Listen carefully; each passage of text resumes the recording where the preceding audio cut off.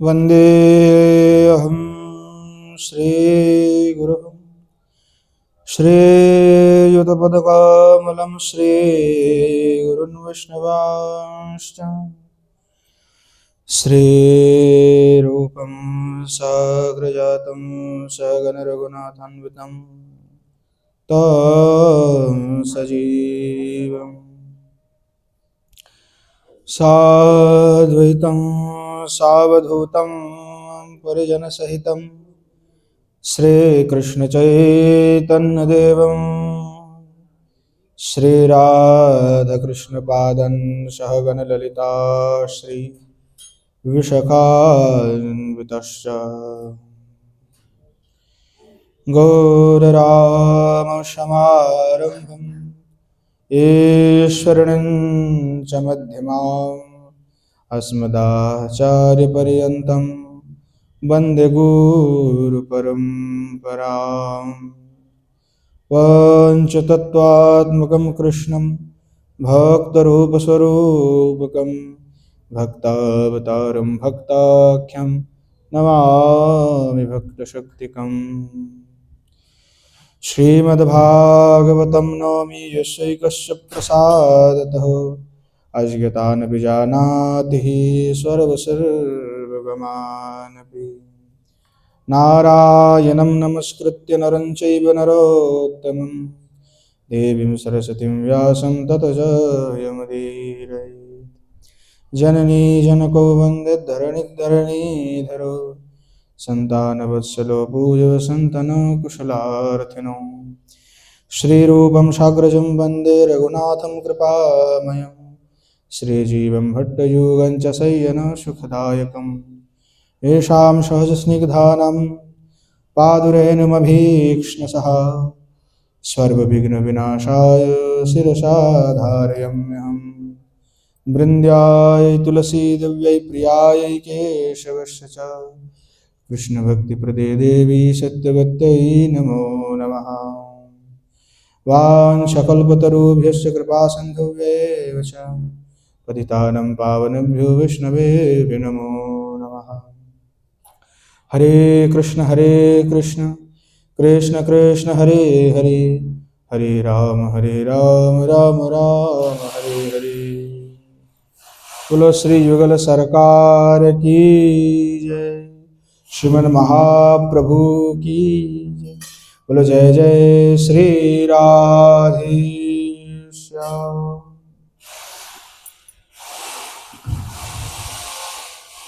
श्री पंडित बाबा के कृपा से नित्य सत्संग में श्री विश्वनाथ चक्रवर्ती पाद के द्वारा विरचित श्री भक्ति रसामृत सिंधु बिंदु का हम आस्वादन कर रहे थे। जहाँ हम आस्वादन कर रहे थे कि भजन के जो 64 अंग है ना, तद कृष्ण भक्ति के 64 अंग है और उनमें पहला गुरु पदाश्रय है।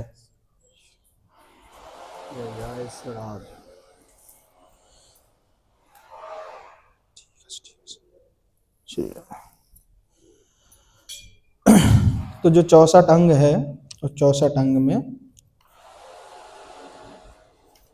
पहला गुरु पदाश्रय है। तो कल हमने जाना कि गुरु का प्रयोजन क्यों है और अर्थात कृष्ण भजन में गुरु का ही पहला प्रयोजन है, उसके बगैर कुछ हो नहीं सकता। और उसके पश्चात जो है श्री कृष्ण दीक्षा शिक्षा आदि, अर्थात जैसे गुरु करण आपने कर लिया तो अब श्री कृष्ण दीक्षा शिक्षा आदि का प्रयोजन है, क्योंकि मुख्य उद्देश्य तो यही है हमें कृष्ण भजन करना। तो भजन की एक जो सीढ़ी है, ये सब सीढ़ी है। जैसे एक मंजिल इसे 2 मंजिल चढ़ने के लिए सीढ़ी होता है, जरूरत होता है ना सीढ़ी। तो कैसे चलते हैं कि भाई एक स्टेप करके तो आगे जाएंगे। अब 20 मानो कि एक सीढ़ी पहले मंजिल से दूसरे में जाने के लिए 30 सीढ़ियां है, मतलब 30 स्टेप है ना। तो पहले चढ़ोगे तब तो दूसरे में जाओगे, एक बार में तो दूसरे में नहीं जाओगे ना, या एक बार में 10 में नहीं जा सकते। 1 2 3 4 ऐसे करके ऊपर चढ़ना पड़ेगा। तो अब पहला आ जाता है गुरु पदाश्रय, और उसके पश्चात है श्री कृष्ण दीक्षा शिक्षा। तो भगवत भजन करने के लिए, अर्थात भगवत भजन में प्रवेश करने के लिए दीक्षा और शिक्षा ग्रहण की अत्यंत आवश्यकता है। कई लोग सोचते नहीं, इसकी कोई आवश्यकता नहीं, हमने गुरु दीक्षा प्राप्त कर लिया, अब शिक्षा की क्या जरूरत है ना। तो फिर आगे कुछ पता नहीं, जैसे मन हुआ वैसे चल गए। क्योंकि आजकल बड़ा ये सिस्टम आ चुका है। पहले तो बड़े अच्छे समय थे। आजकल नवयुवा तो यूट्यूब और फेसबुक से ही भजन शिक्षा लेते हैं। वही ज्ञान प्राप्ति करना है तो पहले जाकर के यूट्यूब में सर्च लगाओ, तो फिर वही से हमें ज्ञान प्राप्ति मिल जाते हैं। और वहाँ पे महाराज तरह तरह के ज्ञानी हैं। एक हम देख रहे थे आचमन करना सिखा रहे थे, तो आचमन करने की जो सिखा रहे थे पता नहीं क्या उत्पाटन सिखा रहे हैं, शास्त्र से उसका कोई लेना देना नहीं है। तो लोग हजारों करोड़ों लोग देख रहे हैं उसको, और देख करके लोग सोच रहे हैं महाराज बढ़िया सुंदर सिखा रहे हैं, और वही आचरण करने लग रहे हैं। और जो वीडियो बनवा भी रहा है उसको खुद ही नहीं पता है कि क्या करना होता है। उसने भी कई जगह में सर्च मारकर देख लिया हो, यूट्यूब से ज्ञान लिया हो। तो ये जितने भी ये तथाकथित ज्ञानी हैं, ये धर्म की ध्वजा को तो नष्ट कर रहे, धर्म की धज्जियां उड़ा रहे हैं। मतलब धर्म की ध्वज जो है उसको लहरा नहीं रहा है, अभी तो उसको नष्ट कर रहे हैं। तो शिक्षा की में महाराज परम आवश्यकता है।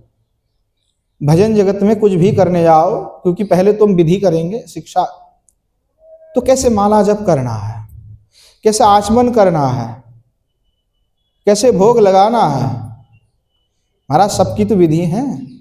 ये बिना सीखे तो हो नहीं सकता। तिलक कैसे लगाना है, तिलक तो लगा लिया हमने, अब मंत्र नहीं बोले भाई, कहा कौन से लगाना है, केशवाय नमः नारायण माधवाय नमः, कहा क्या कर, पता ही नहीं कुछ भी। तो ऐसे नहीं होता है, इसीलिए शिक्षा की परम आवश्यकता है, उसके बिना नहीं होगा। जैसे माला जप करना तो उसका भी तो एक विधि है, तो सीखना पड़ेगा कैसे करना है, सुमेरी को पकड़ करके कौन सा मंत्र बोलना है, कहाँ से चालू करना है, और जा करके फिर घुमा के माला करना है। ऐसा नहीं कि वो सुमेरी को उल्लंघन कर ले ना। तो ये जितने भी चीजें हैं बेसिक सी हम बता रहे हैं, और तो उर्ध में और भी बहुत विस्तारित विषय भी है। तो वो शिक्षा की परम आवश्यकता है। हरि भक्ति विलास में जो है दीक्षा के संबंध में जो है कहा, दिव्यम ज्ञानम यतो दिद्यत कुर्यात् पापस्य संशयम तस्मात् दीक्षेति सा प्रोक्ता देशिक तत्व को विदेयी। अर्थात विष्णु जामल की वाक्य को ही हरि भक्ति विलास में लिखा गया। हरि भक्ति विलास कोई स्वतंत्र ग्रंथ नहीं है। हरि भक्ति विलास स्वतंत्र कोई ग्रंथ नहीं है, यानी आचार्य पाद ने स्वतंत्र रूप से कोई इन्होंने वाक्य नहीं लिखी है। पुराण स्मृति पांचरात्र आदि शास्त्र में जो पहले से लिखित थे उसी का संग्रह हरि भक्ति विलास है। अर्थात हरि के भक्ति में जो भी प्रयोजन है ना, विलास का अर्थ होता है उसमें विस्तार, है ना, और विलास अर्थ दूसरा भी होता है, क्रीड़ा अर्थ में भी ले सकते हैं। और विलास अर्थ में जो वो विस्तार पूर्वक जो हरि भक्ति में रमन करने के लिए जो वस्तु की आवश्यकता है। अब रमन करने के लिए तो भाई बहुत वस्तु की आवश्यकता पड़ती है, ऐसा थोड़ी है कि भाई रमन कर ले। तो वो विलास करने के लिए वस्तु की आवश्यकता है, ज्ञान की आवश्यकता है। तो हरि भक्ति में विलास करना है तो हरि भक्ति विलास की जो ये सिद्धांत दी गई है महाराज, उसको लेकर के चलना होगा। तो कह रहे हैं कि जो अनुष्ठान दिव्य ज्ञान प्रदान करता है तथा पाप बाप बीज और अविद्या आदि का समूल ध्वंस कर देते हैं, उस भगवत तत्वविद पंडित जन, है ना, उसे दीक्षा कहते हैं। यानी उसे, जो भगवत तत्वविद पंडित गण है, उसे दीक्षा कहते हैं। दीक्षा ऐसा नहीं कि दीक्षा मतलब फूंक दिया कान में। दीक्षा का तात्पर्य हुआ पाप, पाप की बीज और अविद्या आदि का समूल ध्वंस कर देता है जो उसको ही हम दीक्षा कहते हैं। जो दिव्य अनुष्ठान, उस अनुष्ठान को ही दीक्षा कहा जाएगा। इसीलिए जो श्रद्धालु साधक, जैसे हम लोग हैं श्रद्धालु, जो साधक है, थोड़ा बहुत श्रद्धा है, तो श्रद्धालु साधक श्री गुरुदेव के श्री चरण कमल में अपना सर्वस्व निवेदन करते हुए जाकर के प्रणाम करेंगे और उनसे विधि विधान के द्वारा, जो है वैष्णव मंत्र के द्वारा दीक्षा ग्रहण करेंगे। तो ये जो दिव्य ज्ञान अर्थात जो दिव्य अनुष्ठान रूपी जो दिव्य ज्ञान उनको प्रदान किया जा रहा है, जो मंत्र प्रदान किया जा रहा है, दिव्य ज्ञान प्रदान किया जा रहा है, तो ये कोई प्राकृतिक ज्ञान तो नहीं है, दिव्य ज्ञान है, सीधी सी बात है। तो ये जो जीव है, जीव को दिव्य ज्ञान दिया जा रहा है, तो जीव तो भाई साधारण है, क्या वो दिव्य ज्ञान का धारण कर सकते हैं? प्रश्न आता है स्वाभाविक, क्योंकि हमने दे दिया। क्या प्रत्येक जीव में सामर्थ्य है धारण करने का? गुरुदेव तो मानो कि एक कोई गुरु है, उनके अनेक शिष्य हैं, अनेक शिष्य हैं, और हर कोई सिद्ध क्यों नहीं होता है? एक कोई महाराज है सिद्ध, उन्होंने मानो कि 10 लोगों को दीक्षा दे दिया, तो 10 शिष्य ही सिद्ध होना चाहिए, क्योंकि गुरुदेव तो मंत्र सभी को समान रूप से दिया है, किसी को तो अलग से कुछ दिया नहीं है। पर 2-4 शिष्य उसमें सिद्ध हो गए और बाकी नहीं हो पाया, इसका क्या कारण हुआ? कुछ तो कारण रहा होगा। तो गुरुदेव तो मंत्र दे दिया है, गुरुदेव तो आपको दे दिया, क्योंकि जीव का स्वरूप क्या है? नित्य कृष्ण दास, और जीव अनुचित पदार्थ हैं, तो भगवान के नित्य दास है। तो जो अनादिकाल से जीव भगवत विमुख था, उस विमुखता के कारण से जो ये त्रिताप से दग्ध हो रहा था, श्री गुरुदेव ने तो आहित्य की कृपा करके उसको मंत्र दे दिया कि ये जो त्रिताप से तो दग्ध हो रहे थे, इससे तू मुक्त हो जाएगा और तुझे भगवत प्राप्ति हो जाएगा। परंतु जब गुरुदेव ने उस त्रिताप को नाश करके, अज्ञान अविद्या का नाश करके, जो पहले वो भगवद विमुख था उसको भगवद उन्मुखी करने के लिए, उस विमुखता को दूर करने के लिए दीक्षा प्रदान कर दिया कि अब तुम भगवत भजन करो और भगवत उन्मुखी हो जाओ। अर्थात जो जीव साधारण था, जिसको पता ही नहीं था कि मैं कौन हूं, मेरा जन्म क्यों हुआ है, मेरा कर्तव्य क्या है, मुझे क्या करना चाहिए, क्या परम उद्देश्य है, कुछ नहीं पता था। श्री गुरुदेव ने बताया, अर्थात भगवत तत्व, जीव तत्व तथा भगवत तत्व ये परमेश्वर है, जीव तत्व अर्थात तुम कौन हो उसको बताया, और ये भी बताया कि माया तत्व, कि ये संसार क्या है? माया ही तो है, भ्रम ही तो है। तो गुरुदेव तो बताया, पर जो सोया हुआ जीव है उसको जगाने के लिए दीक्षा दी गई। परंतु मानो ऐसा हुआ कि हमने लकड़ी और लकड़ी में घर्षण पैदा किया, तो थोड़ा सा चिंगारी हुआ और चिंगारी होकर के तुरंत बुझ गया। अर्थात लकड़ी लकड़ी में घर्षण होता है, ईंधन में तो अग्नि उत्पन्न होता है, अग्नि तो उत्पन्न हुआ, परंतु क्या हुआ? थोड़े देर में अग्नि बुझ गया। क्यों बुझ गया? क्या कारण रहा होगा कि अग्नि बुझ गया? अग्नि तो जलना चाहिए, निरंतर जलते। या हमने कोई वृक्ष बीज लगाया, बीज में सुप्त रूप में जीव है कि नहीं है, शक्ति है उसमें। तो केवल जीव लगा जो है बीज बो दिया, उसमें कोई पानी नहीं डाला, कुछ भी नहीं डाला, या थोड़ा हमने पानी डाल दिया, अब बीज से अंकुरित अंकुर भी निकल गया। अब हमने पानी देना बिल्कुल बंद कर दिया, ध्यान भी नहीं देने लगे, तो क्या हुआ, वो 2 दिन में इतना गर्मी पड़ा कि भाई अपने आप वो प्राप्ति हो गया। तो गुरुदेव ने तो सभी शिष्यों को समान रूप से समान मंत्र ही दिए थे, किसी ने उसका जाजन किया और किसी ने उसका जाजन नहीं किया। अर्थात किसी ने उस मंत्र गुरुदेव ने जिस उद्देश्य से दिया था उसका याजन करने के लिए, जैसे एक पौधा लगाया जाता है तो उसमें जल सेचन करना पड़ता है, बाहरी पशु द्रव्य आकर के उसको खा ना जाए, उसको खराब ना कर दे, इसलिए उसमें जो है घिरना भी पड़ता है ना, घिरना भी पड़ता है कि नहीं पड़ता, जाली लगाना पड़ता है ना हमारा, थोड़ा कि उसमें कोई आ ना जाए, खा ना जाए, कोई पशु आकर के उसको नष्ट ना कर दे। फिर ये भी देखना पड़ता है कि भाई कोई परगाछा नीचे वो उस वृक्ष कोई खत्म ना कर दे, तो इसलिए वो आसपास में जो थोड़ा दूसरा कोई छोटे मोटे तृणगुल्म उब जावे तो उसको भी हम उखाड़ के फेंक देते हैं। तात्पर्य क्या है कि उसको संभालना पड़ेगा, उसकी याजन करना पड़ेगा महाराज, नहीं तो नहीं होगा। तो जिसने याजन किया वो तो सफल हो जाएगा, परंतु दीक्षा लेने के बाद भी जिसने याजन नहीं किया उसका कुछ आगे नहीं हो पाएगा। तो इसलिए दीक्षा केवल लेने से मात्र नहीं होगा, उसका याजन करना अति आवश्यक है।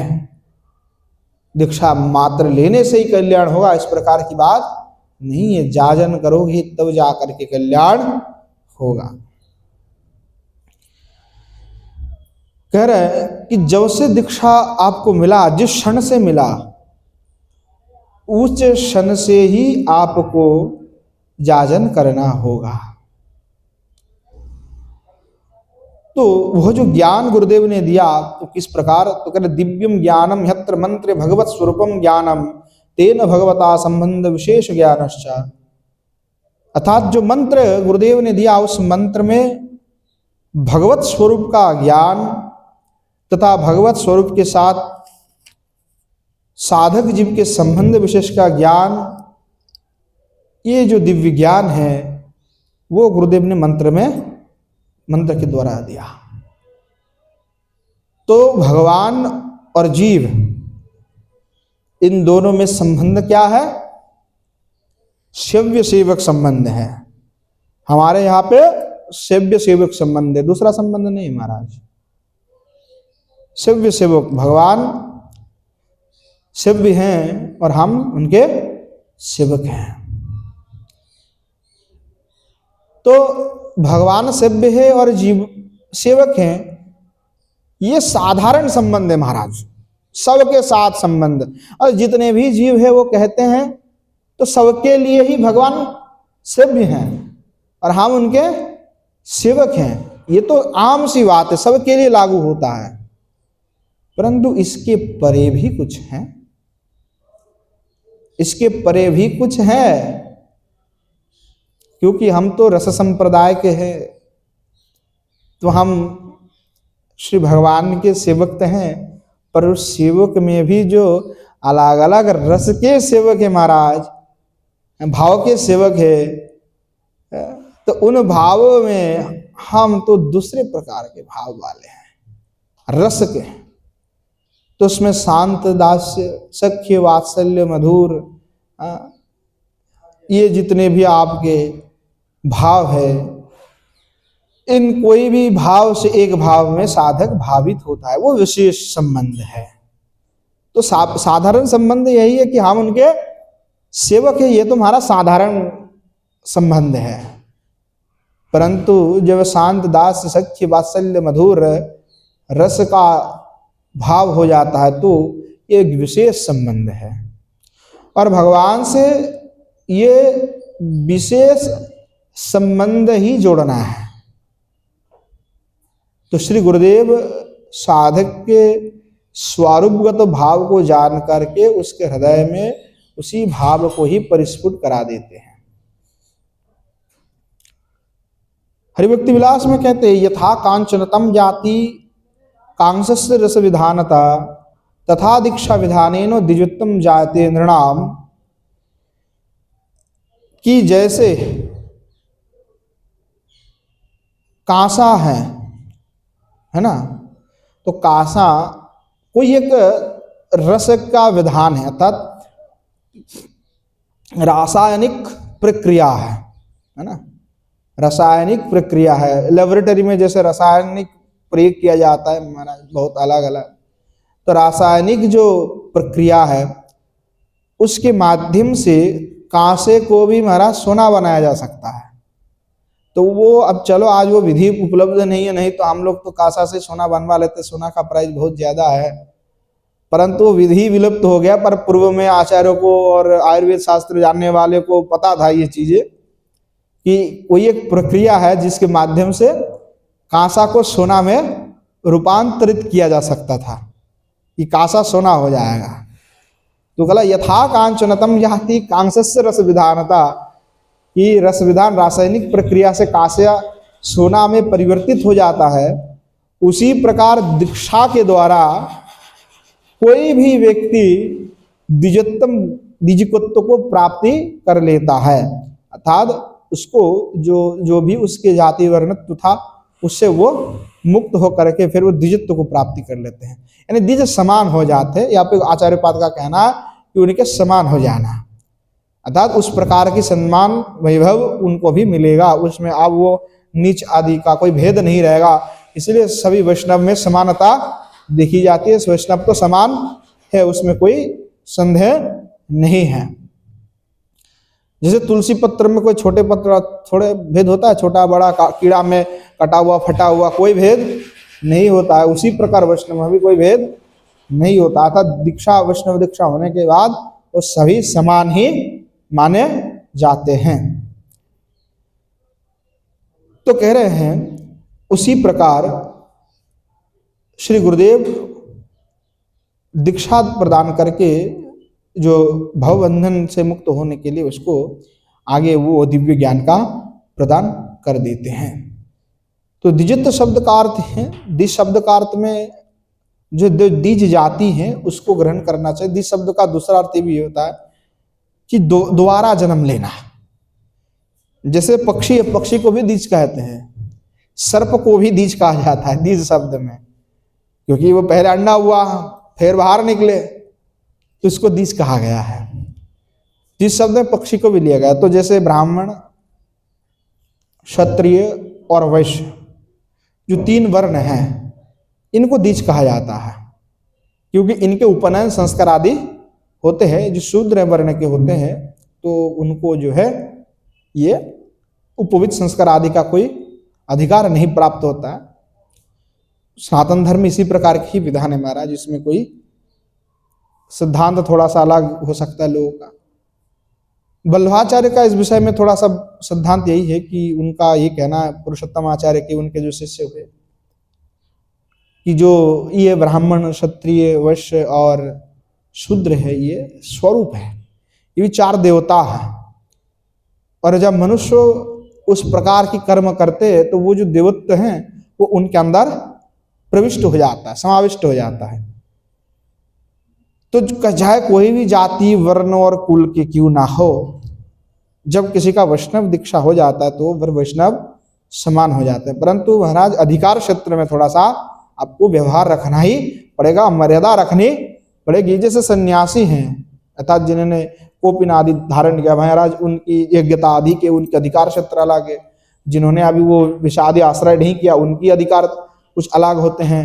तो सब एक सिस्टम से चलते हैं महाराज, ये वेद का विधान है, उसके साथ हम कोई छेड़खानी नहीं कर सकते। जैसे भगवान स्वयं कहते हैं, अपने 10वें स्कंद में आते हैं, भगवान कहते हैं कि जो ब्राह्मण है उसके तुल्य कोई नहीं हो सकता महाराज।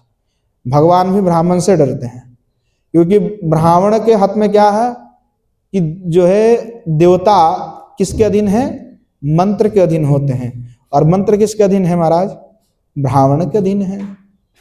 तो इसीलिए देवता भी डरते हैं, कुछ भी करा सकता है। जो इंद्र को भी गिरवा रहे थे ना,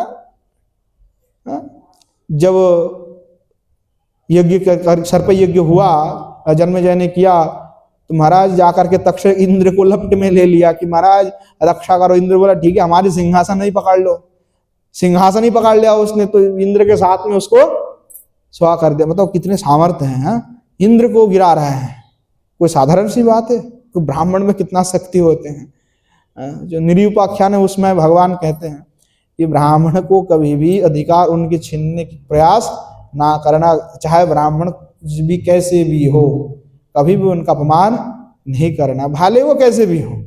पर जन्म से, इसलिए जीव गोस्वामी पाद ने कहा जन्मनाय ब्राह्मण, जन्म से ही ब्राह्मण होता, कर्म से नहीं हो सकता, वो अगले जन्म में जरूर हो सकता है। उसका विषय दशम स्कंद में किया हुआ है। तो एक हो जाता है वैष्णव, एक हो जाता है ब्राह्मण, और दोनों परस्पर समान है, मतलब एक दूसरे से कोई भेद नहीं है। थोड़ा सा कार्य क्षेत्र में भेद है, अधिकार क्षेत्र का भेद आता है। जैसे वो हवन श्राद्ध इत्यादि उनका अधिकार प्राप्त है, वो वैष्णव को नहीं प्राप्त है। वैष्णव केवल विष्णु पूजा अर्थात कृष्ण परक जो पूजा इत्यादि सब कुछ, वो सब में उनका अधिकार है। शालग्राम शिला में भी अधिकार है। कोई भी शूद्र भी अगर वैष्णव हो जाएगा तो महाराज उसमें स्पष्ट रूप से हमारे श्री सनातन गोस्वामी पाद हरिभक्ति विलास में स्पष्ट लिखा हुआ है कि जो भी शूद्र भी अगर वो वैष्णवत्व को प्राप्ति कर लेता है तो उनको भी शालग्राम शिला आदि में कोई दोष सेवा में नहीं लगेगा। क्योंकि ये कई लोग निषेध करते कि नहीं कर सकते। एक बार ये सभा भी हुई थी कि रघुनाथ दास गोस्वामी कायस्थ है, तो कहे ये सेवा नहीं कर सकते थे। ऐसा कोई सवाल उठाया भी तो उस समय भी जवाब दिया गया था। पूरा प्रकरण लिखे हुए जो हमारे राधा रमन के जो गोस्वामी थे उस समय के, सार्वभौम जी और मधुसूदन अधिकारी जी, उनको भी सार्वभौम उपाधि प्राप्त थी, महामहोपाध्याय प्राप्त थे। उन्होंने भी अपने ग्रंथ में वैष्णव विवृत्ति में भी बहुत सुंदर रूप से इसका प्रतिपादन किया, हरिभक्ति विलास से प्रमाण उठा उठा करके दिया है। तो दो विधान, एक स्मार्त के लिए स्मृति शास्त्र आदि हैं और हमारे लिए पांचरात्र है। तो पांचरात्र आदि शास्त्र में महाराज वैष्णवों को अधिकार प्राप्त हो जाता है, उसमें कोई निषिद्धता नहीं है। तो वैष्णव और विप्र, वैष्णव और ब्राह्मण दोनों सब एक ही पृष्ठ के उलट पलट है। एक सिक्का है, इसके दो पहलू है। मानो दोनों ही भगवान के पर प्रिय है, दोनों से भगवान का लगाव है और दोनों से ही डरते हैं। तो क्योंकि वैष्णव क्रोधित हो जाए तो भाई महाराज कोई रक्षा नहीं कर सकता, भगवान भी नहीं रक्षा कर सकता। उसी प्रकार ब्राह्मण भी, वो भी क्रोधित हो जाए, महाराज किसी की हिम्मत नहीं है कुछ कर ले वे। तो इसलिए दोनों को सदैव प्रणाम करते हुए, सदैव जो है स्मरण करते हुए, वंदन करते हुए आगे बढ़ता रहना चाहिए। नहीं तो हो सकता है कब कौन हमारे ऊपर क्रोध कर जाए, कोई दोष अपराध लग जाए। तो इसीलिए इस प्रक्रिया जो बताई गई है कि दीक्षा प्रक्रिया के माध्यम से उसमें भी उस प्रकार के गुणत्व आ जाते हैं, फिर उसका वो जाजन करेगा तो फिर उनका कल्याण महाराज आगे हो जाता है। तो दीक्षा विधान के द्वारा उनका पुनर्जन्म हुआ, इसलिए उसको द्विजित कहा गया है। द्विजित शब्द का अर्थ यहाँ पे केवल ब्राह्मणत्व प्राप्त, ब्राह्मण हो गया इस प्रकार नहीं, दोबारा जन्म हुआ है, वैष्णवत्व को प्राप्त किया है। क्योंकि हमारा उद्देश्य ब्राह्मण होना नहीं, हमारा उद्देश्य वैष्णव होना है। तो वैष्णवत्व प्राप्ति हो गया। तो इसलिए तीन प्रकार से पुनर्जन्म की बात कही गई है। एक माता पिता के द्वारा, जिसको हम शौक्र जन्म कहते हैं, यानी माता पिता के द्वारा, माता भी ब्राह्मण है, पुत्र माता और पिता ब्राह्मण है या वैश्य है, शूद्र है, तो जिस उस जन्म होगा उसी वर्ण को हम प्राप्ति कर लेगा। जो इसलिए भगवान ने कहा चतुर्वर्ण में अष्टम गुण कर्म विभागशः। ये जो चतुर्वर्ण हमने निर्माण किया है गुण और कर्म से, वो पूर्व जन्म की गुण और कर्म से फिर जन्म होता है उस कुल में जाकर के, उस वर्ण में जाकर के। ये पूर्व जन्म के कर्मफल से ही होता है। तो माता पिता के द्वारा जो जन्म होता है उसको शौक्र जन्म कहते हैं। और उपनयन के द्वारा जिसका जन्म होता है, जो जन्म होता है, उसको सावित्री कहते हैं। इसलिए सावित्री दीक्षा, तो सावित्र जन्म कहते हैं उसको। और तीसरा जो है दीक्षा विधि के द्वारा जन्म होता है, उसको कहते हैं दक्ष, दैक्ष। तो तीन प्रकार के जन्म होते हैं। तो जिनको दीक्षा प्राप्त हुआ गोपाल मंत्र आदि का, वो दैक्ष जन्म उनको प्राप्त हुआ, जिसके द्वारा वो द्विजित्व को लाभ किया है, यानी दोबारा उनका पुनर्जन्म हुआ मानो, है ना, दीक्षा विधान के द्वारा वैष्णवत्व को उसने प्राप्ति कर लिया। तो इसलिए कहा एते कर्म फलेर देवी नूनु जाति कुलद भवा शूद्रोप्यगम संपन्न द्विज बहुत संस्कृता, कि जो भी व्यक्ति चाहे शूद्र भी दीक्षा के माध्यम से जो है वो उस द्विजत्व को भी प्राप्त कर लेते हैं। तो कह रहे आदिक्षतस्य वामोरु कृतम सर्व निरर्थकम पशुयोनि मवाप्नोति दीक्षा विरहिति जना। ये एकदम स्पष्ट स्कंद पुराण के रुक्मांगद रोहिणी संवाद में इस प्रकार से स्पष्ट रूप से कहा गया। कई लोग कहते कि दीक्षा की प्रयोजन नहीं, हरिनाम ले लो बस, उससे करते रहो हो जाएगा, परंतु महाराज शास्त्र तो कुछ और ही करे। स्कंद पुराण में किसी की वाणी क्यों मानो जब शास्त्र का वाणी हमारे पास है, क्योंकि श्रुति प्रमाण से बड़ा कोई प्रमाण नहीं है। शब्द प्रमाण सबसे बड़ा मुख्य प्रमाण होते हैं। अलग अलग संप्रदाय में अलग अलग प्रमाण मानते हैं, न्यायिक के अलग प्रमाण है, सांख्य का अलग प्रमाण है ना, मीमांसकों का अलग प्रमाण है, वेदांतियों को अलग प्रमाण है। सब जितने भी दर्शन 6 हैं, तो 6 दर्शन में सबका अलग अलग प्रमाण सब लोग मानते हैं। अब हम जो वैष्णव संप्रदाय है, सांकर संप्रदाय आदि, ये सब वेदांत के हैं महाराज। हम लोग सब क्या है, वेदांती हैं, वेदांत संप्रदाय से निकले हुए हैं। तो जो वेदांती हैं, वेदांत जिसको कहते हैं, तो वेदांत दर्शन में अलग अलग परंपरा के अलग अलग जो संप्रदाय वो अलग अलग सिद्धांत को मानते हैं, अलग अलग प्रमाण को मानते हैं। हमारे गौड़ीय संप्रदाय में 3 प्रमाण मानते हैं, शब्द प्रमाण, प्रत्यक्ष प्रमाण और जो है अनुमान प्रमाण।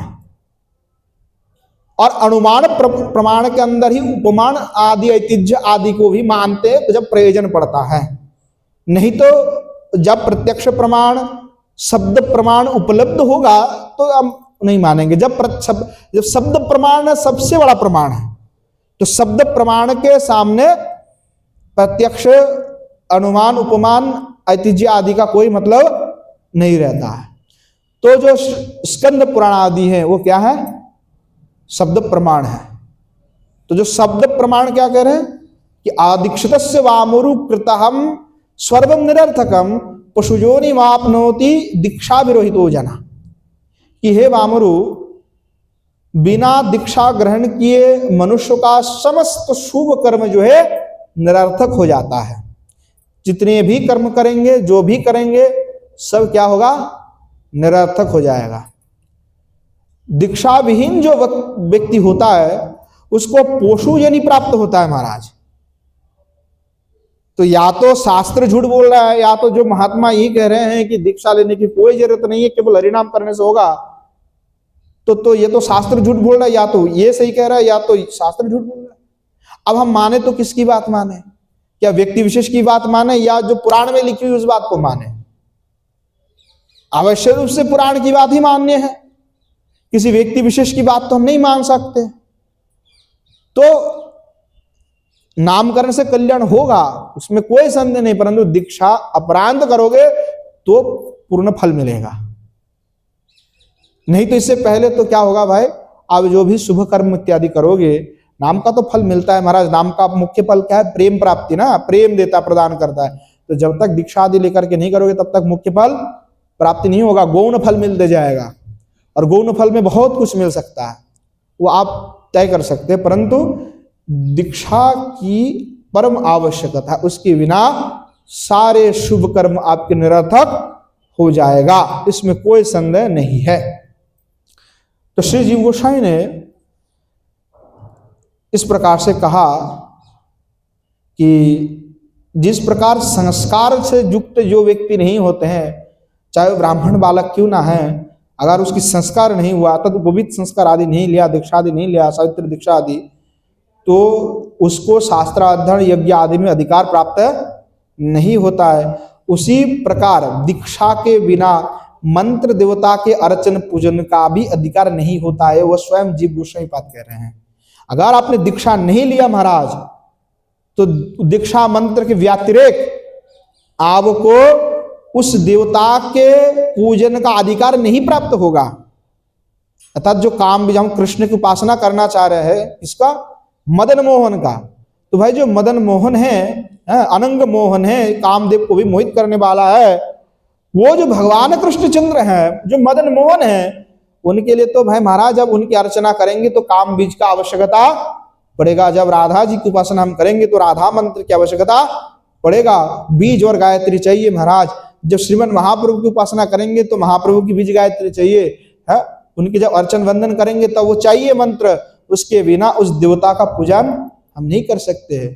तो इसलिए उसकी परम प्रयोजन है, केवल प्रयोजन नहीं है दीक्षा का, परम प्रयोजन है। इसलिए गुरु पदाश्रय के पश्चात गुरु से दीक्षा लेने की बात कही गई। दूसरा पॉइंट नहीं कहा ये हरिनाम लेकर के गुरु जी से चुपचाप बैठ जाओ या आगे की प्रोसेस करते जाओ। आगे तो और भी प्रोसेस कहा गया ना, और भी भक्ति का अंग कहा गया कि आप ठाकुर जी की पूजा करो, आरती करो और तुलसी परिक्रमा करो, सब करो। ये तो आगे का है महाराज, आगे का स्टेप है। दूसरा स्टेप तो आपको यही कहा कि दीक्षा लेना है पहले, आगे की बात तो बाद में कहेंगे ना। आगे वाला तो इसीलिए कहा कि जैसे सीढ़ी है, दूसरा मंजिल पे चढ़ना है तो एक के बाद दो, तीसरे, चार, चौथा, ऐसे तो चढ़ना पड़ेगा ना। ऐसे तो सीधे आप एक मंजिल के ऊपर चढ़ नहीं जाओगे दूसरे मंजिल पे। तो ये प्रोसेस है, ये प्रक्रिया है, इसी क्रम से जाना पड़ेगा। बिना क्रम से आप संभव नहीं होगा, क्रम से चलना है। इसीलिए दीक्षा के बिना महाराज कुछ हो नहीं सकता। कहते कि भगवान नाम में इतना शक्ति है कि दीक्षा, सत्क्रिया, पुरस्चर्या विधि के बिना भी जिह्वा के स्पर्श से हरिनाम फल प्रदान करने में समर्थ है। इस प्रकार की भी बात है। तो उसका थोड़ा सा आचार्यपाद कह रहे हैं कि कई लोग प्रमाण उठा के फिर कहेंगे कि नो दीक्षाम न चा सत्क्रिया न चा पुरुषचर्या मनागिक्षते मंत्रोयम रसनास प्रभो फलति कृष्ण नामात्मका। कि कई लोग ये कहते हैं कि दीक्षा की प्रयोजन नहीं है, कोई सत्क्रिया की प्रयोजन नहीं है, कोई पुरस्चरण की प्रयोजन नहीं है, कोई मंत्र की प्रयोजन नहीं है, केवल कृष्ण नाम करने से आपको सब फल प्राप्ति हो जाएगा। ठीक है, शास्त्र ने तो बोल दिया, इसका आशय क्या है, इसका तात्पर्य क्या है, क्या इसमें कारण है? तो श्री जीव गोसाई पाद ने इस पर बहुत सुंदर तात्पर्य लिखा। क्योंकि हम लोग अपना व्याख्यान बनवा लेते हैं कई बार, क्योंकि आचार्य के सिद्धांत नहीं जानते हैं, आचार्य की ग्रंथ नहीं पढ़ते, तो अपना सिद्धांत कुछ अपना दिमाग से व्याख्यान बनवा लेते हैं कि ये शायद हो सकता है या ये सही हो सकता है। परंतु आचार्य क्या कह रहे हैं आप? इसी श्लोक के व्याख्यान में श्री जीव गोसाई पाद कहते हैं, अगर हम ऐसा कहते हैं कि कोई दीक्षा की प्रयोजन नहीं है, कोई सत्कर्म की प्रयोजन नहीं है, जो भी आपने दूसरा आपने तुलसी परिक्रमा आदि जो भी हमारे सत्कर्म, जो भी भजन के और भी अंग हैं, उसकी भी प्रयोजन नहीं है, और पुरुषचर्या आदि की भी कोई प्रयोजन नहीं है, केवल हरि नाम करने से ही सारे फल प्राप्ति हो जाएगा और कुछ करने की आवश्यकता नहीं है, तो ऐसा अगर हम सिद्धांत लेते हैं तो इसमें पूर्व जो महाजन है, जो नारद आदि से क्रम से हमें दीक्षा प्राप्त हुई है, वो जो दीक्षा परंपरा है, जो दीक्षा ग्रहण करके परंपरा से इष्ट देव की पूजा आदि किया जाता है, जो सिद्धांत चल रहे हैं, उसमें व्यवधान आ जाएगा, उस सिद्धांत का खंडन हो जाएगा। तो उसका अर्थ हम ये नहीं ले सकते कि दीक्षा आदि की कोई प्रयोजन नहीं है। इसमें हमें इस प्रकार के लेना पड़ेगा कि महाराज जो परंपरा चल रही है, नारद आदि पूर्व महाजन है, जैसे ये दीक्षा परंपरा प्रारंभ किया, जो 4 संप्रदाय है महाराज, श्री संप्रदाय हो गए, आपके निम्बार संप्रदाय हो गए, विष्णु स्वामी संप्रदाय हो गए, माध्य संप्रदाय हो गए, है ना। इन्हीं से फिर 4 उप संप्रदाय निकले, बल्लभ संप्रदाय भी आया, फिर आपके गौड़ी संप्रदाय आए, है, फिर उसके पश्चात रामानंदी संप्रदाय भी है ना। तो ये जो संप्रदाय आया, तो ये परंपरा क्रम से है। भगवान किसी की सनक सनंदन से प्रारंभ होता है, किसी के श्री लक्ष्मी देवी से प्रारंभ होता है, किसी के श्री ब्रह्मा जी से प्रारंभ होता है, तो ये जो परंपरा प्रारंभ हुआ, ये पूर्व महाजन ने अपने मंत्र दिया, उसके बाद जाके परंपरा प्रारंभ हो गई। बिना मंत्र दिए कोई परंपरा के प्रारंभ नहीं हुआ है कि मंत्र नहीं दिया और परंपरा चालू हो गया, ऐसा कुछ भी नहीं हुआ। इसलिए ध्रुव जी महाराज को भी आप देख लो, श्री नारद भगवान ने मंत्र दिया कि नहीं दिया? दिया था ना मंत्र कि इस मंत्र का जप करो। ये तो नहीं कह दिया कि आप कृष्ण नाम ही जप कर लो बस उससे हो जाएगा, नहीं, उन्होंने भी मंत्र दीक्षा प्रदान किया। तो परंपरा, ये जो दीक्षा एक परंपरा से सिद्ध है, ये आप तो प्रमाण है, तो वो प्रथा चलेगा। तो वो दीक्षा के पश्चात, गुरुदेव से लेने के पश्चात फिर हरिनाम आदि करेगा, तो हरिनाम उसको मुख्य फल प्रेम अवश्य ही प्रदान करेगा। ये तात्पर्य लेना है, ना कि उस प्रकार की तात्पर्य लेना है। नहीं तो कोई परंपरा की आवश्यकता नहीं पड़ेगा। तो फिर महाराज आप भी दीक्षा क्यों लिए है, आपको भी जरूरत नहीं थी। तो उन्होंने जीव गोसाई पाद ने इसका बहुत स्पष्ट रूप कर दिया कि दीक्षा की परम प्रयोजन है। तो आचार्यपाद भक्ति संदर्भ में इस विषय में बहुत सुंदर रूप से व्याख्यान किया हुआ है। तो इसलिए जीव गोसाई पाद के जो 6 संदर्भ है, गौड़ी संप्रदाय के कोई भी साधक है तो 6 संदर्भ अगर वो पढ़ेगा तो उसको सब तत्व समझ में आ जाएगा उसमें, क्योंकि अलग अलग गोस्वामी पाद ने सारे तत्वों का प्रतिपादन किया हुआ है। एक एक चीज को उन्होंने यहाँ पे पूरा स्पष्टीकरण किया हुआ है, ये क्या है, ये क्या है, वो क्या है ना, सब पूरा सुंदर रूप से किया हुआ है। बस थोड़ा अनुसंधान करना पड़ेगा, हमें थोड़ा सा देखना पड़ेगा, तब हमें सब एकदम बिल्कुल स्पष्ट हो जाएगा। तो दीक्षा ग्रहण किए बिना भगवान के साथ दास्य सख्य आदि जो भाव है अर्थात जो संबंध है, उस संबंधों का उद्बोधन नहीं होता है। अर्थात वह जो संबंध है भगवान के साथ कि हमें दास्य भाव में है, कि सख्य भाव में है, कि मधुर है, कि वात्सल्य है, तो वो जो संबंध है वो गुरुदेव के माध्यम से प्राप्ति होता है।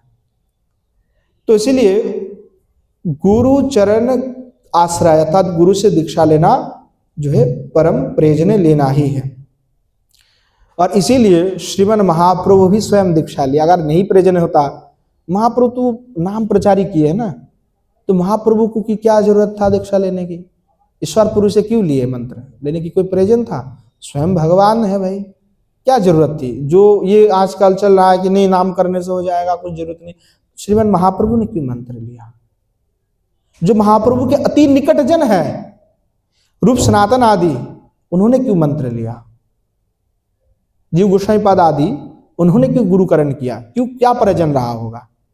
नित्य सिद्ध पार्षद है ना सब, ये कोई साधारण तो नहीं है। क्या रूप सनातन कोई साधारण है? गोपाल भट्ट गोस्वामी आदि साधारण है? कोई साधारण नहीं है। गौर गणदेश दीपिका कवि कर्णपुर गोस्वामी के लिखित हुआ।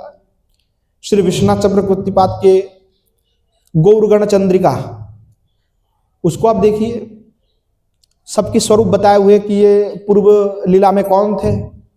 ये तो सब नित्य मंजरी थे श्री जी के। तो नित्य पार्षद होकर के उनको दीक्षा आदि परंपरा की क्या प्रयोजन रहा होगा? जब आप कह रहे साधारण जीवों के लिए दीक्षा प्रयोजन नहीं है, केवल हरिनाम करने से हो जाएगा, तो जो सिद्ध महात्मा है, नित्य पार्षद है, उन्होंने दीक्षा परंपरा का क्यों चलाया? क्या प्रयोजन रहा होगा? निश्चित रूप से इसका परम प्रयोजन है, तभी वो उन्होंने आचरण किया। इसीलिए जीव गोसाई पद ने इस पर स्पष्ट किया हुआ है कि अनुगत हो करके वो दीक्षा परंपरा में दीक्षा ग्रहण आदि करके फिर आगे हमें नामादि जप का करना चाहिए, तब जाके हमें परम प्राप्ति, जो हमारा परम मुख्य प्रयोजन जो प्रेम है, वो प्राप्ति होगा। तो श्री जीव गोसाई पाद ने क्लियर कर दिया। अब विश्वनाथ चक्रवर्ती पाद भी स्पष्ट थोड़ा सा भागवत जी में ये इसका प्रसंग लेकर के भी उन्होंने भी इस पर थोड़ा सा अपना व्याख्यान किया हुआ है। विश्वनाथ चक्रवर्ती पाद कहते हैं कि जो लोग कर्मयोग, ज्ञान योग, जप तप आदि अन्य अन्य साधनों को छोड़ करके भगवान नाम श्रवण कीर्तन और स्मरण करते हैं तथा भगवान ही अपना इष्टदेव मानते हैं, परंतु किसी वैष्णव गुरु से वैष्णव रीति के अनुसार दीक्षा ग्रहण नहीं करते हैं, तो उन्हें भी भगवत प्राप्ति नहीं हो सकता। ये मेरी बात नहीं, ये विष्णु चक्रवर्ती बात की बात है। भागवत जी के टीका में उन्होंने स्पष्ट रूप से लिखा है बात। तो आचार्य जो अपना कह रहे हैं उसका तो हम उल्लंघन नहीं कर सकते, है ना। तो कितनी स्पष्ट बात कहा है कि बिना दीक्षा के तो आपको प्राप्ति होगा ही नहीं, तो उनको भी भगवत प्राप्ति नहीं होगा। केवल मात्र उसको क्या प्राप्ति हो जाएगा महाराज, पशुजन्य आदि जो भी शास्त्र में तो बताई दी है कि बिना दीक्षा के वो प्राप्ति होगा, तो आपको प्राप्ति हो जाएगा। तो आप तो कह रहे हैं कि भाई जो हमने नाम जप किया उसका क्या फल होगा, तो आगे भी बता रहे हैं कि भाई फल तो ये भी मिलेगा और फल वो भी मिलेगा, नाम जप की फल भी प्राप्त होगा और महाराज जो अपने दीक्षा नहीं लिया उसका भी फल मिलेगा। फल में कोई कमी नहीं होगी, जैसा कर्म वैसा फल है।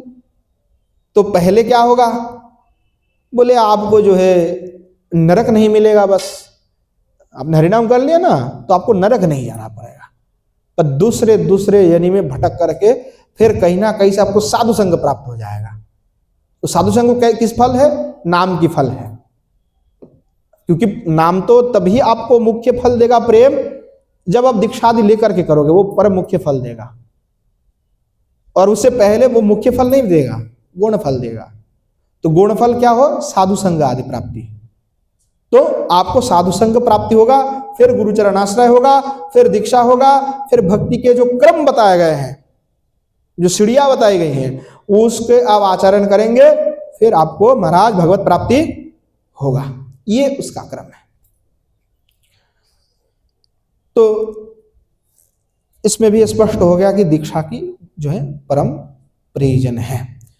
तो दीक्षा के पश्चात में व्यक्ति द्विजत्व उसको लाभ कर लेते, तो शालग्राम सेवा आदि में भी स्पष्ट सनातन गोस्वामी पाद ने कहा, क्योंकि कई बार जो है बहुत सारे परंपरा के लोग हैं तो वो प्रश्न करते हैं कि नहीं, सवाल उठाते हैं कि कोई भी स्त्री शूद्र इत्यादि जो है ये शालग्राम सेवा नहीं कर सकते, बाकी 3 वर्ण के लिए तो प्राप्त हैं।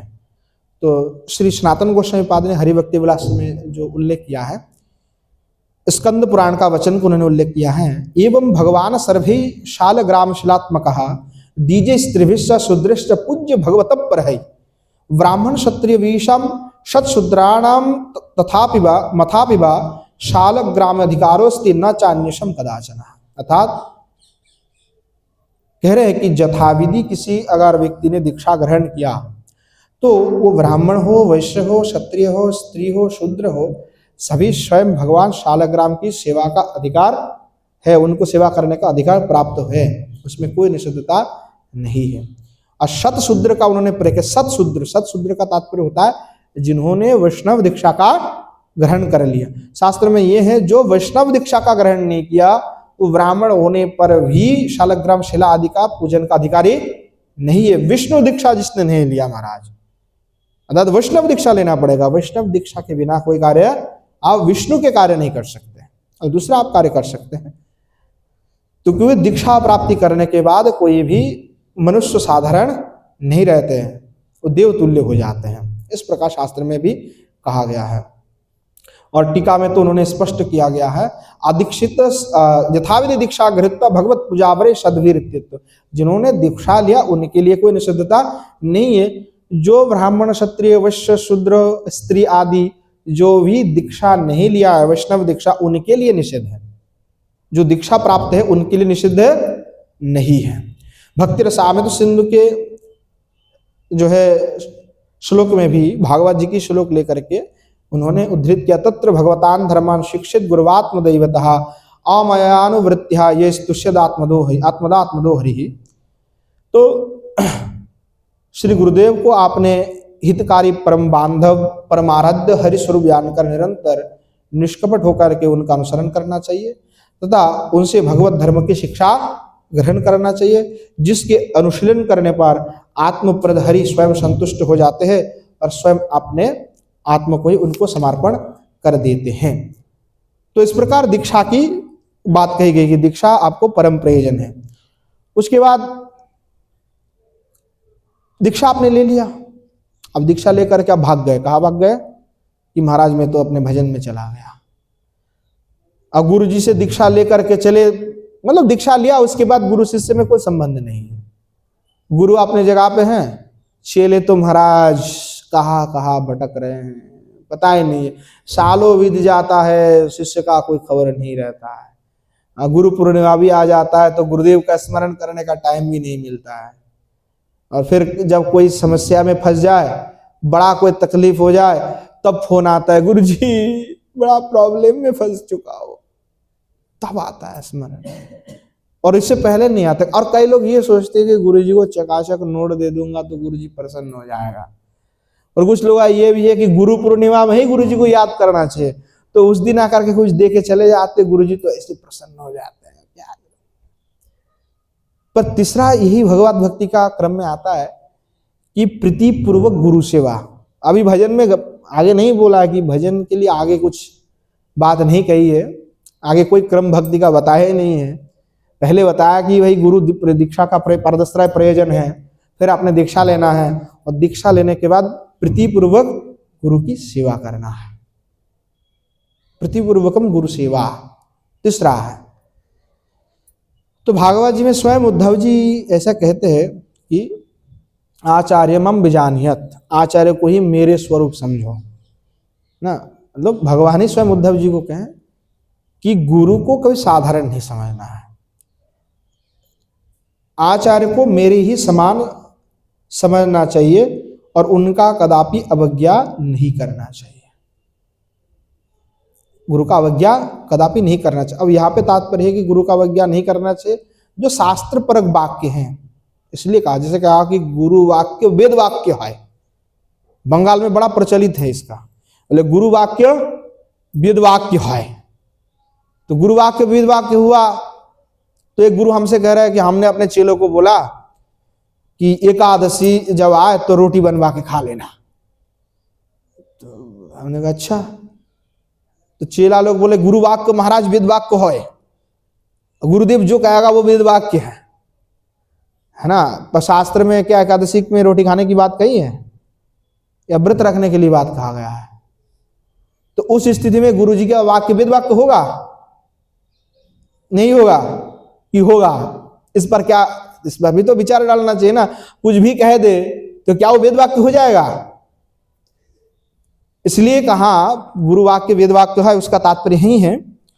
पहले गुरु कौन हो सकता है उसमें कहा सर्वशास्त्र वेत्तारम शाब्दे परे च निष्णातम, कि जो वेदादि शास्त्र में ज्ञाता हो, सर्वशास्त्र में ज्ञाता हो, अर्थात तात्पर्य है कि वो सर्वशास्त्र को जानता हो, तो शास्त्र में जो लिखी गई बात है वही कहेगा, दूसरा कोई आपस से बना करके कुछ नहीं बात कहेगा। तो इसीलिए उनकी बात, क्योंकि हम तो साधारण जीव है महाराज, हम क्या जानते हैं, तो वो तो ज्ञानी हो, पहले से उनको वेदादि शास्त्र का पता है, उस सिद्धांत में सुनिपुण है, तो इसलिए वो वेद के विरुद्ध वक्तव्य नहीं देगा। अब वेद विरुद्ध जो वाक्य है वो तो नास्तिक की कहना है कि यो वेद विरुद्ध है वो नास्तिक है महाराज, पाषंडी है। शास्त्र तो स्पष्ट कहते हैं कि यो वेद विरुद्ध है वो नास्तिक है। जबकि भगवान बुद्ध स्वयं भगवान के अवतार हुए तो भी वेद विरुद्ध का प्रचार किया, इसलिए उनको कोई मर्यादा नहीं प्राप्त हुआ, उनको कोई भी मतलब उनका जो प्रचारित धर्मों का हमने आश्रय ही नहीं किया महाराज। कभी उनका ग्रंथ भी नहीं पढ़ते, पढ़े कभी त्रिपिटक कि भाई भगवान बुद्ध ने प्रचार किया हुआ है तो हम भी पढ़ लेते, त्रिपिटक पढ़ लेते हैं, या दूसरे जो भी पाली भाषा में और भी बहुत शास्त्र लिखी हुई है, बुद्ध शास्त्र, क्या हम उसको पढ़ लेते? नहीं पढ़े, ना उसका आदर किया। क्यों की नहीं किया? शंकराचार्य ने तो अभी तो जितने बुद्ध शास्त्र थे सब जला दिए थे उस समय महाराज। उस समय तो बहुत स्टोरी है उसका लंबा। क्यों किया? क्या कारण है? क्योंकि वो वेद विरुद्ध मत का प्रतिपादन किया।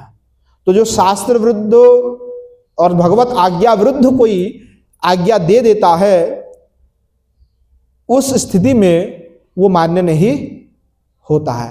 इसीलिए कहा श्रुति स्मृति पांचरात्र विधिम बिना ऐकांतिक हरिर्भक्तिर उत्पातय वैकल्पते।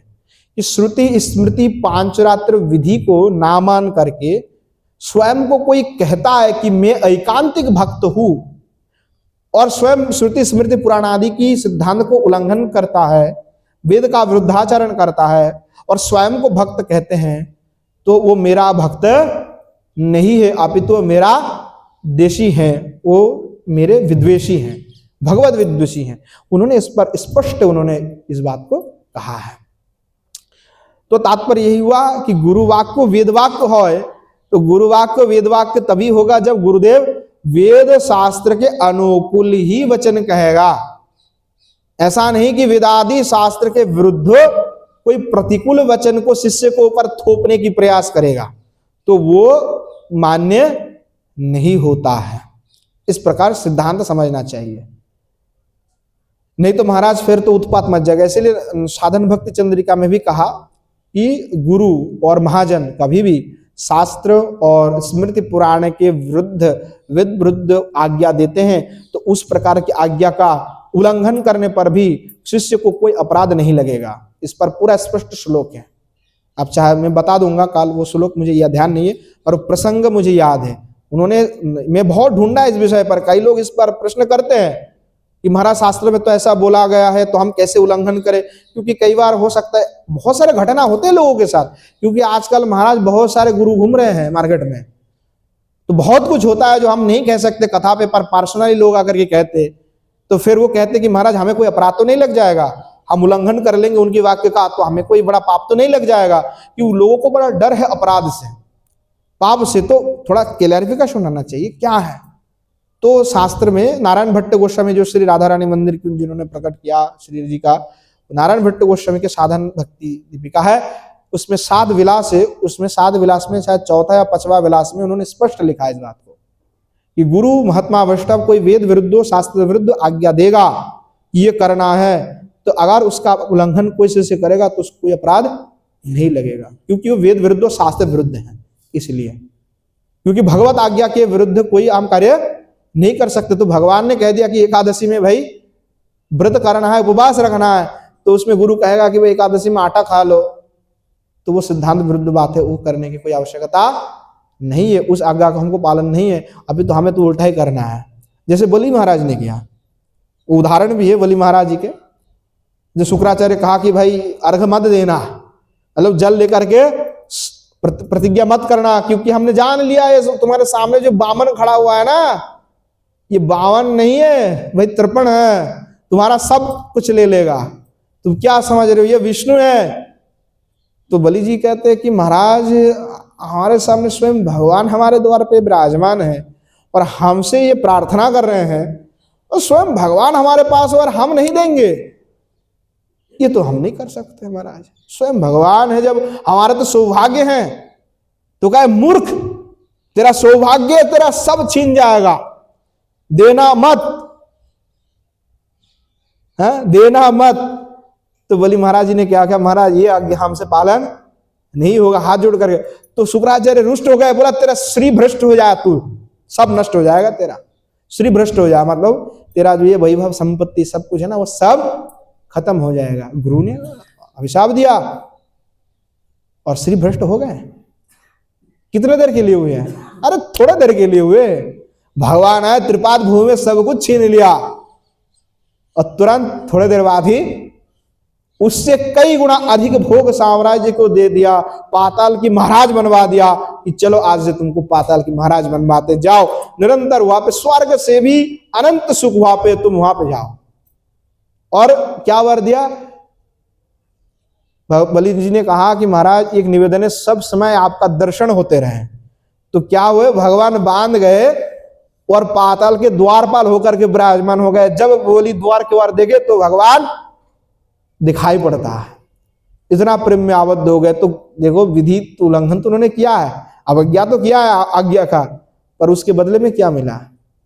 तो वहां पे सिद्धांत आता है कि भगवान और वेदादि शास्त्र के विरुद्ध वाक्य बोलेंगे तो उसको हम नहीं स्वीकार करते, तो भगवान ही हमारा रक्षक हो जाएगा। फिर तो बड़ा बलि जी के पास तो इतना समर्थ है कि रावण भी गया था एक बार युद्ध करने के लिए कि हम बलि के साथ, क्योंकि वो थोड़ा सा था कि सबके साथ युद्ध करके फिरता था कि मैं बड़ा शक्तिशाली आदमी, उसको बड़ा घमंड था। रावण तो बहुत जगह में मार खाया, भागना पड़ा उसको, लोग उसको त्रिलोक विजयी कहते हैं ना, पर त्रिलोक उसने विजय नहीं कर पाया। एक बार गया था बलि के पास, उसने पकड़ लिया ऐसे ही और त्रिसंध्यान ही कर लिया। रावण तो पूरा चपटा हो गया था, पूरा हालत खराब हो गया था रावण। फिर उनके दादाजी आकर के रक्षा करवा लिया, बोला भाई छोड़ दो इनको। कार्तवीर्य जिन था उसने भी अच्छे से उनको पकड़ लिया था। और जब ये बलि महाराज के पास गए रक्षा मतलब जय करने के लिए, तो जैसे ही गया द्वारपाल में कौन था? भगवान वामन। और जैसे आया तो लात मार दिया रावण को, चल यहाँ से।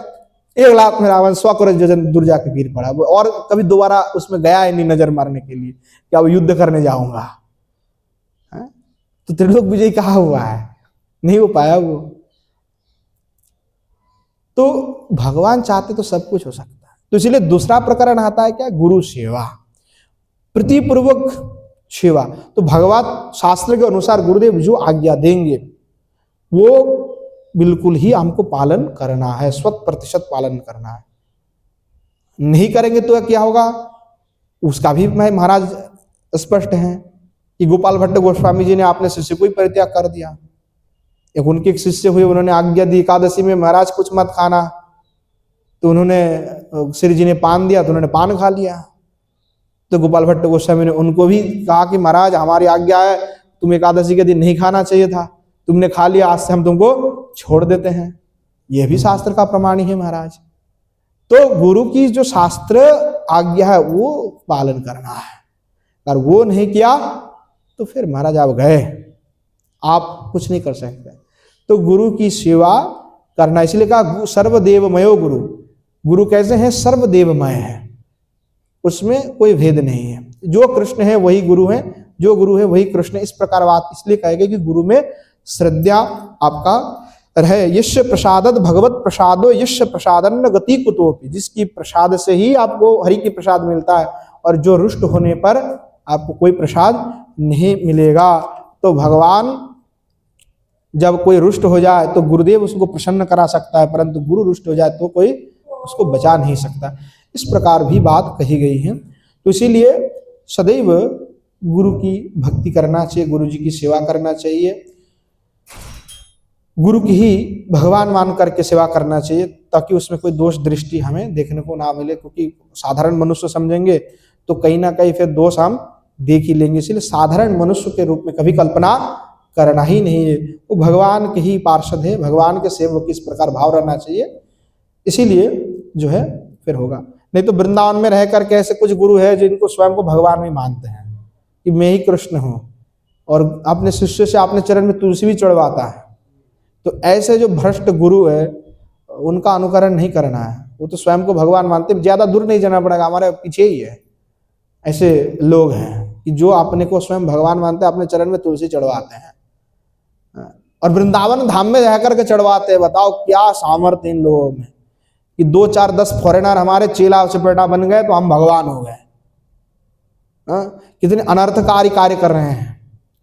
कदापि तुलसी भगवान के चरण के सिवाय किसी को नहीं दे सकते। जो लोग ऐसे शास्त्र विरुद्ध का कार्य करते हैं वो गुरु तो नहीं हो सकता, अगले जन्म में जरूर नरक में जाएगा, पक्का उसके लिए टिकट कटा हुआ है, इसमें कोई संदेह नहीं है। क्योंकि भगवान के चरण कमल को छोड़ करके किसी के चरण में तुलसी नहीं देना चाहिए, वो शास्त्र सिद्ध बात है। तो कहे यश देवे पराभक्ति यथा देवे तथा गुरु दस्यते कथिता ह्यार्ता प्रकाशनते महात्मना। जो गुरुदेव में पराभक्ति करते हैं, है ना, जो देवता में भक्ति रखते हैं, जिस प्रकार कृष्ण में आपका भक्ति होगा उसी प्रकार गुरु में भी आपको भक्ति रखना चाहिए। तो तभी आपके हृदय में वो प्रेम भक्ति आपको प्राप्ति हो सकता है, इसके सिवाय कुछ हो नहीं सकता। और हमारे विश्वनाथ चक्रवर्ती पाद ने तो गुरुवाष्टकम में ये कहा किंतु प्रभर जो है ना, वो प्रभु है, स्वयं भगवान जो है जैसे है वैसे श्री गुरुदेव है, तथापि जो है श्री गुरुदेव भगवान के क्या है, पार्षद प्रिय हैं। गुरुवाष्टकम में श्री विश्वनाथ चक्रवर्ती पाद ने कहा कि भाई वो हमारे प्रेष्ठ हैं, है ना, श्री गुरुदेव भगवान के प्रेष्ठ हैं, प्रियजन हैं। हमारे रसशास्त्र और गौड़ीय संप्रदाय में, रस संप्रदाय में भगवान केवल कृष्णचंद्र ही हैं, दूसरा कोई नहीं है, और गुरुदेव उनके प्रेष्ठ हैं, नित्य पार्षद हैं, नित्य सेवक है, नित्य मंजरी है। हमारा मंजरी भाव है तो नित्य मंजरी है, परंतु वो भगवान नहीं, ये पृष्ठ है। किंतु हमारे निकट में वो भगवत तुल्य हैं, क्योंकि उसके बिना हमें भगवत प्राप्ति नहीं होगा, उनके बिना हमें कोई कल्याण नहीं होगा। इसीलिए वो भगवत तुल्य है, परंतु फिर भी भगवान के ही पृष्ठ है, भगवान के प्रियजन है, परंतु भगवान नहीं है। भगवान तो श्री कृष्णचंद्र है, इसमें कोई संदेह नहीं है। और दूसरा, कोई भी जीव भगवान नहीं हो सकता, ये हमारे संप्रदाय के सिद्धांत है। तो इस प्रकार जो है पहले क्रम बताया कि गुरु पदाश्रय यानी चरण कमल में पहले आश्रय लेना है, उसके बाद दीक्षादि लेना है, फिर दीक्षा लेने के बाद गुरु जी की सेवा तन मन से आपके गुरु जी की सेवा करना है। इस प्रकार जो है गुरु को प्रसन्न करना है। और गुरु प्रसन्न हो जाएगा तो महाराज आपके सारे कार्य सफल हो जाएगा। हरि प्रसन्न तभी होगा जब गुरु प्रसन्न हो जाएगा। तो गुरु को प्रसन्न करना है तो वो तो गुरु जी जानते हैं कि गुरु जी कैसे प्रसन्न होंगे। जिस भाव में है उस प्रकार से प्रसन्न हो सकते हैं।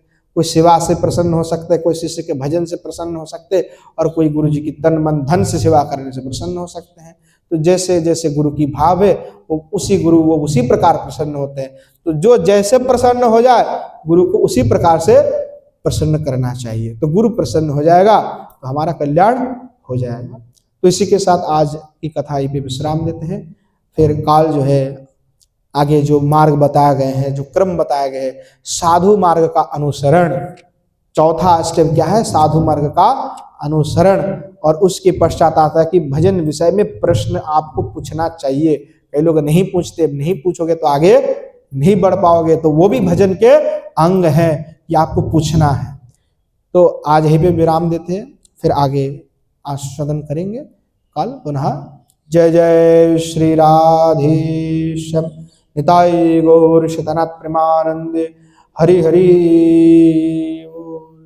बोलो। श्री युगल सरकार की जय, श्री युगल सरकार के समस्त पार्षद वृंद की जय, श्री वृंदावन धाम की जय, धाम में विराजमान सभी संत वैष्णव भक्त वृंद की जय, श्री गिरिराज गोवर्धन महाराज की जय, श्री यमुना मैया की जय, श्रीमन महाप्रभु की जय, श्रीमन महाप्रभु की समस्त पार्षद वृंद की जय, श्री नवद्वीप धाम की जय, श्री नवद्वीप धाम में विराजमान सभी संत वैष्णव भक्त वृंद की जय, श्री गंगा मैया की जय, बोलो श्री भागवत निवास की जय, श्री पंडित बाबा की जय, श्री कृपा सिंधुदास बाजी महाराज की जय, श्री विष्णुदास बाजी महाराज की जय, श्री राम गोपाल दास बाजी महाराज की जय। आज के हरि कथा की जय। हरि कथा में पधारने वाले सभी संत वैष्णव भक्त वृंद की जय। आपन आपन गुरु गोविंद की जय। बोले जय जय श्री राधे श्याम निताई गौर सीतानाथ प्रेमानंद हरि हरि।